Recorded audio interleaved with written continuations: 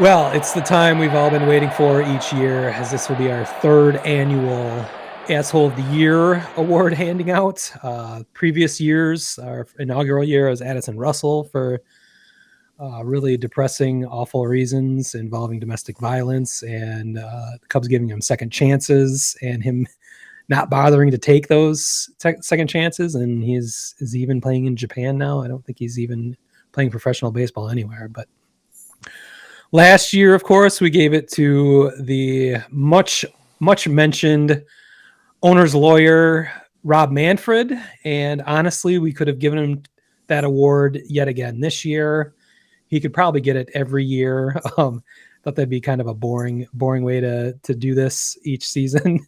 If we came up with a list of reasons why Rob Manfred is still the asshole of the year, I think those reasons are self-evident. We don't need to burn them into the ground and bury them into the ground any more than we already have. I think it'd be more fun to find another recipient. And you and I talked a little bit about it, what the possible candidates would be. Joe West came up as a kind of a lifetime achievement award for us, as he is retiring from baseball this year, and we won't have him to piss us off anymore. We probably will never speak of him again. Maybe we will.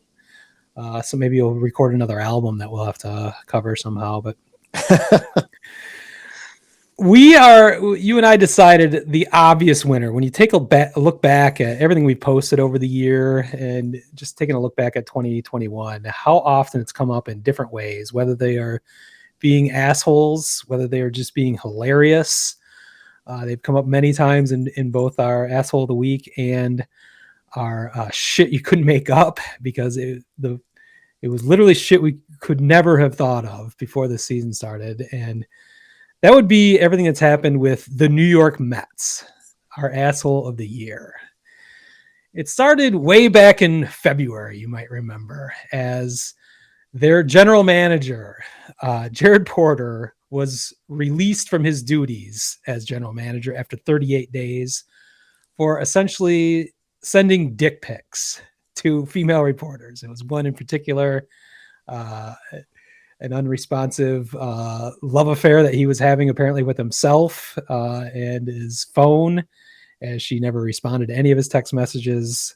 He thought at that point he should send a picture of his dick to her, and that's usually what pushes it over the edge. That's what gets you the dinner date, the dick pic. So yeah, the year started out well for the New York Mets, as they had to fire their manager for being a complete asshole, or fire their general manager for being a complete asshole by sending a dick pic. That was followed 1 week later by Mickey Callaway being fired for sexual harassment to multiple female reporters. He was accused of saying he would give inside information to female reporters that would get drunk with him. He had shoved his crotch in some female reporters' faces. It was a litany of accusations that forced the Mets to fire their manager 1 week after firing their general manager for similar sexual harassment. That was followed up in March. Well, wait, hold on a sec, because I'm looking at this list, Smitty.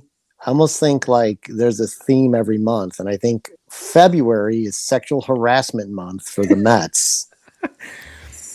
I think March would be just stupidity. I think March is Party City month. Well, it started out by the Mets not being able to give their new free agent signing, Taijuan Walker, his preferred this is the best number, one. 00, as that was already the number of a prestigious member of their roster. Their mascot, Mr. Met. The most important, the glue to the entire organization. They chose to make a story out of not giving Taijuan Walker his number 00, because they would rather have a bulbous-headed mascot have it. I'm not sure the thought process behind that. I'm not sure it was a terrible decision. I just think it is fucking hilarious that could only happen to the Mets. Another thing that only could happen to the Mets would be for them in spring training to practice celebrating the 2021 World Series victory. Yes, of course. They literally practice celebrating on the field during a spring training session where their manager apparently pantomimed yelling out, "The Mets have won the 2021 World Series," and all the players ran out into the center of the field, throwing up their mitts and their bats and tossing off their hats, feigning that they had just won. And I've just never heard of anything remotely like it. The best part is that it was recorded on video, so we could all see how ridiculous the organization was in that moment and others. So thank you again, Mets, for that beautiful piece of video. As the season started, they did not let us down. As of course, in May, the famous rat versus raccoon scandal broke, as Francisco Lindor and second baseman Jeff McNeil had some sort of scuffle in the dugout, which happens from time to time. Not the biggest deal. It's kind of a big deal, but it shouldn't happen, but it does. We've seen it before, many teams. What we haven't seen before is such a ridiculous excuse and lie to explain what was happening in that dugout in the tunnel when Francisco Lindor concocted the story that no, they weren't fighting about anything. They were debating whether they had just seen a rat or a raccoon in the tunnel running through there, which I'm still baffled how they even came up with that or why they thought they needed to. As who gives a shit if you're getting into a fight with a teammate? You know, they could have come out and said, "Hey, we had a disagreement. We're past it. We're grown men. We talked it through. We shouldn't have had that issue in the dugout, but we'll get past it and we'll be fine." No, instead they chose to make up a ridiculous story and make headlines once again. We're not even halfway through the year yet. Yeah, that's Animal Planet month, by the way. Yeah, May is Animal Planet month. I like that. September rolls around after bad decisions. After the trade of Javi Baez to the Mets, who suddenly Met fans realized or tried to tell the world that no one else had noticed that Javi Baez strikes out a lot. Apparently they didn't realize it. They didn't think anyone else knew it before he arrived in the Big Apple, and were very upset with his strikeout numbers and were booing him and other Mets players for their poor performance, which is understandable. But for the idea that Mets fans didn't know that Javi Baez strikes out a lot before he got there, it just speaks to their own arrogance and self-involvement to the point where Javi Baez gave the fans the thumbs down, which was equally stupid to in fact be booing your own fans is a battle you're never going to win. He got his teammates Francisco Lindor as well as Kevin Kiermaier, I believe. I forget who the outfielder was, but got them to join into the festivities. The dumbest part of that whole scenario is that Javi Baez came out in a press conference and told the world and Mets fans what the thumbs down meant. It could have gone away without any story. He didn't have to tell people what they were gesturing, what their gesture meant. There's all sorts of gestures happening between teammates all the time. He felt the need to tell fans what was happening and thus created an even bigger story. That was followed up the next day by Javi Baez winning a game with one of the most amazing base running plays you'll see, which is pretty much par for the course for Javi Baez on a play where he scored, I believe from first base, running through a stop sign eventually at third base and diving in, scoring the winning run, at which point Mets fans loved him again within a 24-hour period. All had been forgiven, just proving their hypocrisy and ridiculousness. Other parts of that ridiculous story that just make me laugh is how he lost his diamond earring sliding into home plate, where it got to the point where even club president Sandy Alderson was digging through the sand around home plate looking for that earring for Javi Baez, which just was a hilarious visual that they couldn't get the grounds crew or anyone else to do that. But those are the Mets. You got to call in the big guns to do that. So yeah, I guess. One night later, as if you thought things couldn't get worse for the Mets or more ridiculous, their acting general manager, Zach Scott, I believe. Zach Scott, Zach said, "Hold my beer," we'll get even crazier. And he should have actually had someone hold his beer for him because he was caught for driving while intoxicated, I believe was the actual charge. He was driving home from owner Stephen Cohen's house, who was apparently having a party there. So just adding more layers to the hilariousness of the 2021 New York Mets and ridiculous decision making. That ended the regular season, but that didn't end the ridiculousness from the New York Mets as November rolled around.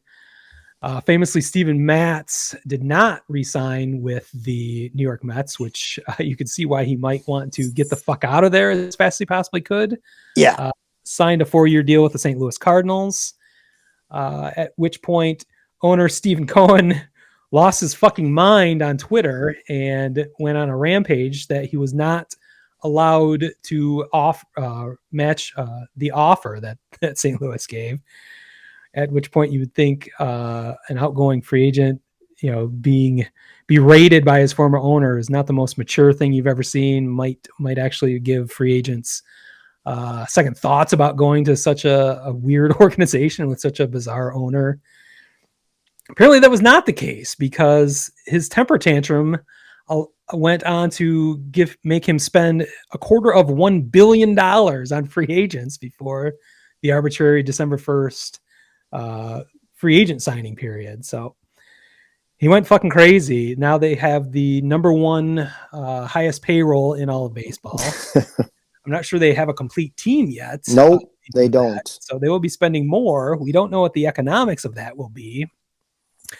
Of the new collective bargaining agreement will be. So we'll see how that works out for you fucking crazy Mets over there. It's going to work out well because they really turned in a great powerhouse at GM.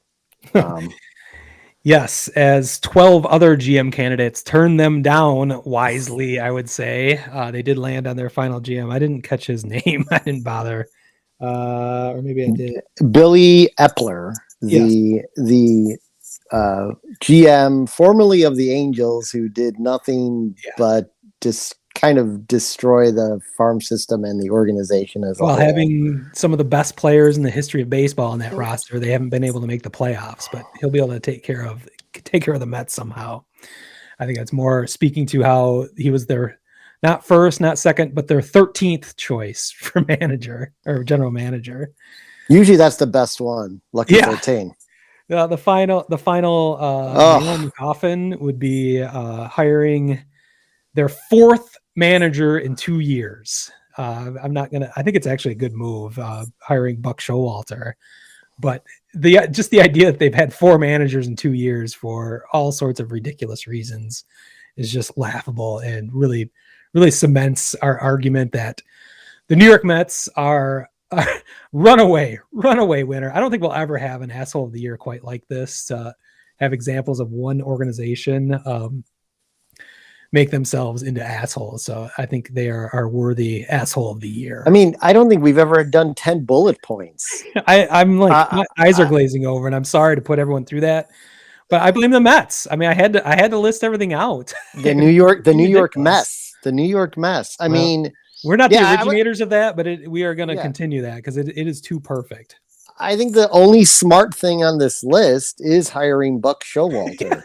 Maybe they're turning it around suddenly. This is it. 2022 is their year. Showalter was the last thing they did, despite it, as you pointed out, being their 4th manager in 2 years. But he's a smart baseball guy. Yeah, I like him. I like him too. I liked him in the booth. Actually, he says a lot of good stuff. I liked him on Seinfeld back in the day. Yeah, I'm also happy that now someone joins the White Sox and an old ass manager in the dugout. So, you got some oldies over there. Yeah, maybe if maybe the Mets and Sox will play and they can talk about the combined age of that matchup. That's approaching 140 years. Didn't we decide that? Lost Pete again. That might be the end of the show. Fuck me. Yeah.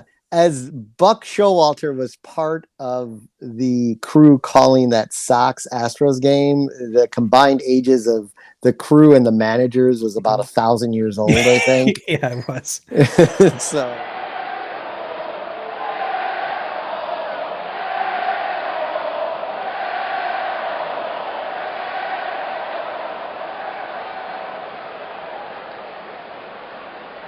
Word Hole Media.